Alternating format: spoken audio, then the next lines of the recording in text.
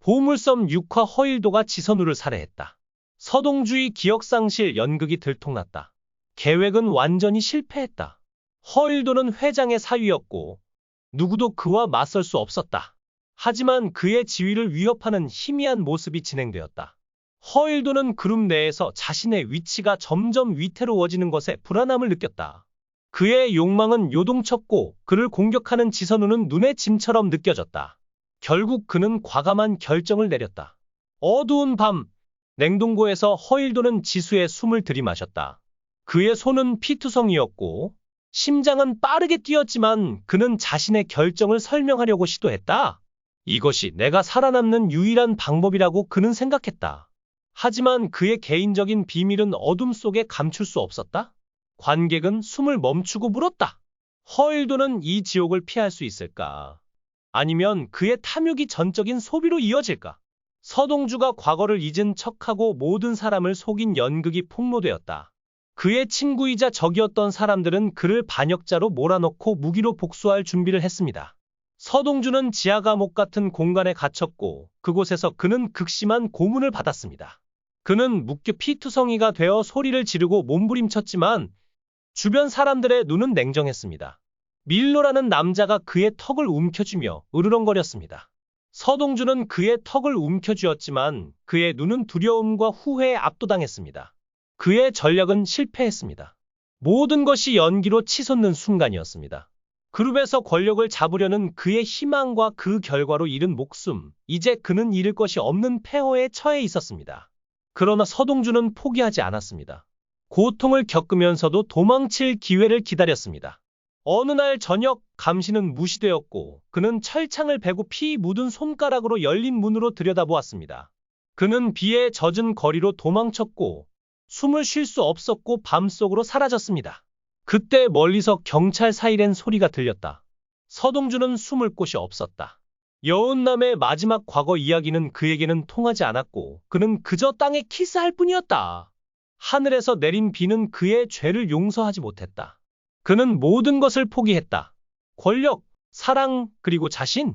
마지막 장면에서 카메라의 움직임은 느려지고 그의 절박한 모습에 초점을 맞춘다. 어둠 속에서 들리는 그의 울음소리만 남았다. 화면은 완전히 어두워지고 비의 소리만 남았다. 관객은 미래에 대한 충격과 불확실성에 휩싸인다. 서동주는 살아남을 것인가? 아니면 그의 죄가 영원히 그를 삼킬 것인가? 서동주는 부상을 입었지만 머리에 직접적인 충격은 없었다. 죽은 후 바다로 들어가 파도에 밀려 육지로 끌려갔다. 그곳에서 그는 배원배에게 치료를 받았고 간신히 살아남아 이야기를 들려주었다. 그는 머리에 외상을 입지 않았다는 점을 감안하면 그의 기억은 영향을 받지 않았을 가능성이 매우 높다. 그렇다면 그는 왜 과거를 잊으려 하는 걸까? 그의 진짜 바람은 무엇일까? 그것은 우리의 미래 잠재력에 대한 관심을 증가시킨다. 서동주의 놀라운 기억력은 이전에 본 것을 전혀 잊지 못한다. 그래서 그는 어떤 기록도 남기지 않고 대신 수많은 비밀번호를 머릿속에 저장했다. 차강도 그의 뛰어난 기억력을 이용했다. 그는 서동주와 함께 회사를 이끌었고 장선에게 스위스 정부의 비밀 계좌와 관련된 비밀번호를 바꾸게 했다. 현재 비밀번호를 아는 사람은 서동주뿐이었다. 한편 염장은 자신에게 맡겨진 돈을 챙기기 위해 서동주의 집으로 돌아가려 했다. 그 돈은 수조 달러가 넘었다. 그가 한국에 살고 있는 한 염장의 영향을 피하기란 극히 어려웠다. 서동주가 잡히기 전에 적절한 시기를 기다리기만 하면 되었다. 그는 이 딜레마에서 어떻게 벗어날 수 있을까? 일부 사람들은 서동주가 염장에게 잡히기 위해 과거를 잊으려 했을 것이라고 믿는다. 또한 장선은 서동주를 잡아서 비밀번호를 추론하려고 시도했다. 주를 죽이고 고문을 가했지만 서동주는 기억을 잃었다는 것을 부인했다.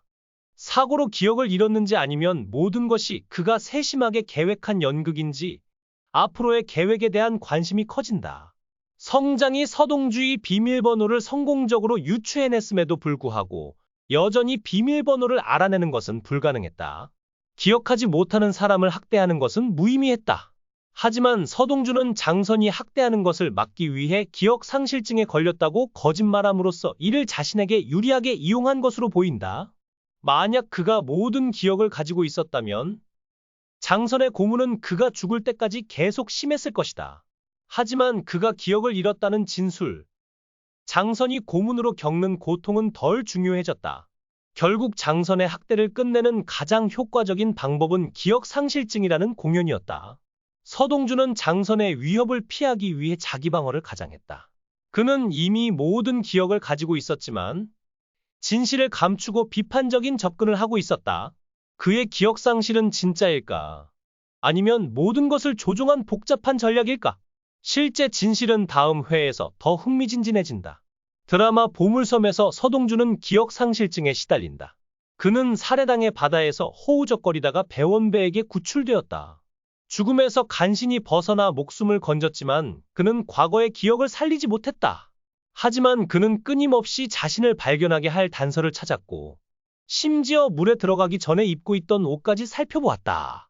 그는 옷의 원단 출처를 알아보기 위해 양복점에 갔고 그곳에서 여운남을 만났다. 하지만 서동주는 그녀를 전혀 알아보지 못했다. 그는 실제로 외상적 사건 때문에 기억을 하지 못했을까?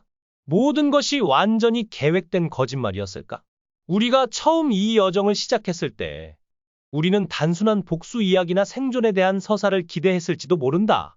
하지만 시간이 지나면서 이 드라마는 단순한 범죄 스릴러를 넘어 인간의 욕망, 배신, 사랑, 신뢰 그리고 절박한 생존 시도를 묘사하는 서사로 진화했다.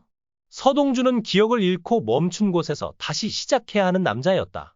그는 수많은 계략에서 살아남아야 했고 누구를 믿어야 할지 모를 때조차 끝까지 자신의 길을 찾으려고 노력했다. 여운남과의 연애, 강희현과의 예상치 못한 교제, 염장의 끊임없는 추적 속에서 그는 단순히 살아남는데 그치지 않고 더 큰 그림을 만들어냈다.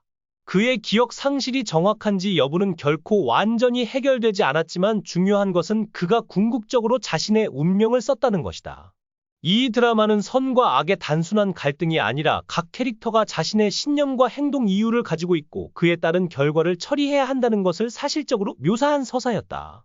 장선, 강천, 배원배, 염장, 여운남 각 캐릭터는 자신의 의도와 철학을 가지고 있었고 이는 이야기의 복잡성을 더했다.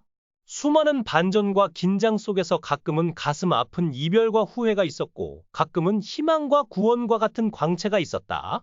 이 모든 사건들이 모여 보물섬의 서사에 기여했다. 처음 시작했을 때는 단순한 추격과 복수의 이야기처럼 보였을지도 모릅니다. 하지만 시간이 흐를수록 이 드라마는 인간의 본성과 욕망, 그리고 선택과 대가에 대한 깊은 질문을 던졌습니다.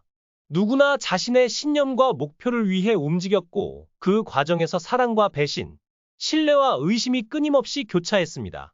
한 명의 주인공이 이끌어가는 이야기가 아닌 각 인물들이 저마다의 이유와 목적을 가지고 움직이며 충돌하는 이 드라마는 단순한 권선징악의 공식에서 벗어나 보다 현실적인 인간 군상을 그려냈습니다. 장선, 강천, 배원배, 염장까지 각자의 방식으로 싸웠고 때로는 승리하고 때로는 패배하며 결국 자신이 선택한 길의 끝을 맞이했습니다. 가장 중요한 것은 드라마를 즐기고 끝까지 함께 해주신 관객 여러분께 감사드립니다. 이 서사가 더욱 심오하고 강렬하게 진화할 수 있었던 것은 여러분의 헌신과 지원 덕분이었습니다. 때로는 화가 나고 때로는 슬펐지만 공감의 모든 순간은 우리에게 큰 힘이 되었습니다. 지금까지 함께 해주셔서 감사합니다. 다시 만나 뵙기를 고대하고 건강하고 행복하시길 바랍니다.